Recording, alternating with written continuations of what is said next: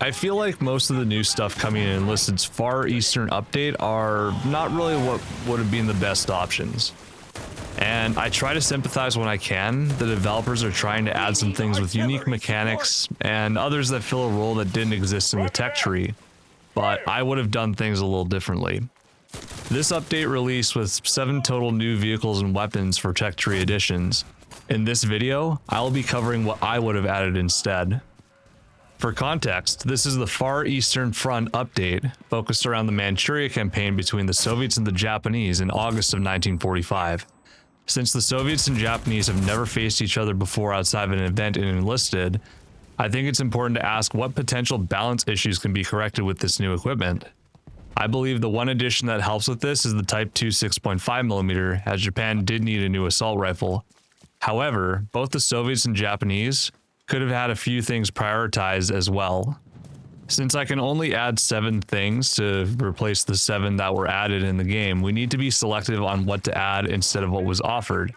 And I think we need to start with the Japanese BR3 anti-tank weapon, the 9cm Type 4.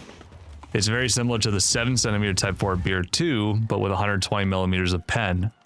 Japan should have also received attacker planes at BR3 and 5. For these, my personal picks would have been the Ki 102 Otsu and the J6K1. The Ki 102 features an HE firing 57mm gun and 2 bombs, and the J6K1 would have had 8 offensive frontal weapons, 2 bombs, and comparable speed and agility to the P-47D-28.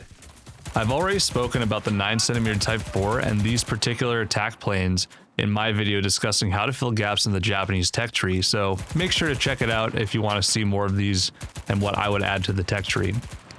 Now, to sympathize with the Soviet players, they could really use a more flexible tank option at BR5. If we look at the IS-2 1944 versus Ho-Ri production, the IS-2 1944 gets outclassed in pretty much every way aside from having a turret. What should they get? The T-44-100. Now, while the gun is going to struggle to penetrate the Ho-Ri from the front, it's a mobile platform with decent armor, and the gun has a lot faster of a reload than the 122mm of the IS-2s. So we're at 5 out of 7 options now, and this leaves one more weapon for the Germany and USA tech tree each to keep players that stick with those trees excited for the update. Germany is really lacking in the BR5 SMG department, so I think the Suomi KP-31 SJR would be a nice addition for them. It was used by German forces stationed up in Finland up until 1944, and would be a nice counter to the Soviet PPSH-41 and the American M1921AC.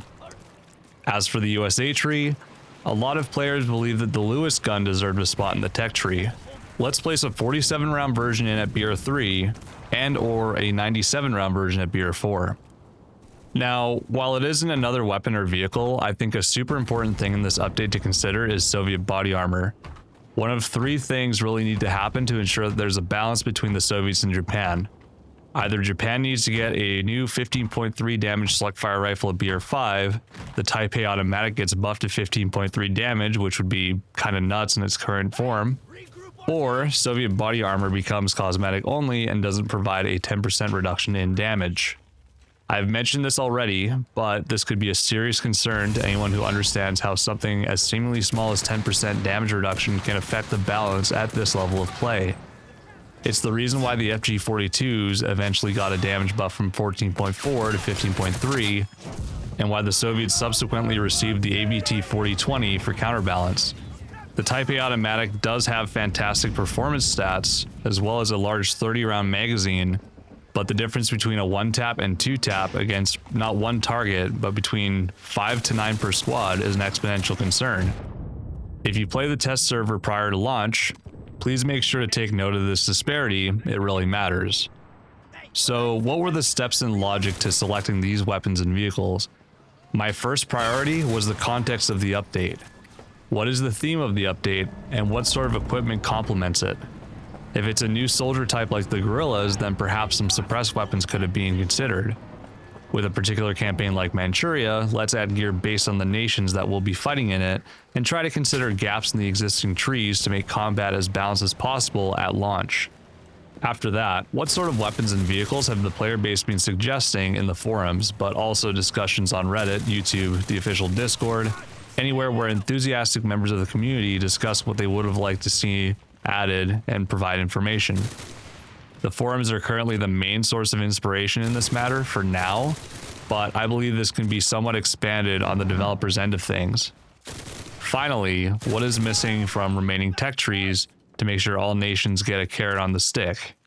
As with the Suomi KP31 and the Lewis gun in my example, they may not be related to the upcoming update, but I know many players would be excited to play to access these weapons, increasing the player count and activity. And that's what I would have added for weapons and vehicles to the Far Eastern Front Enlisted update.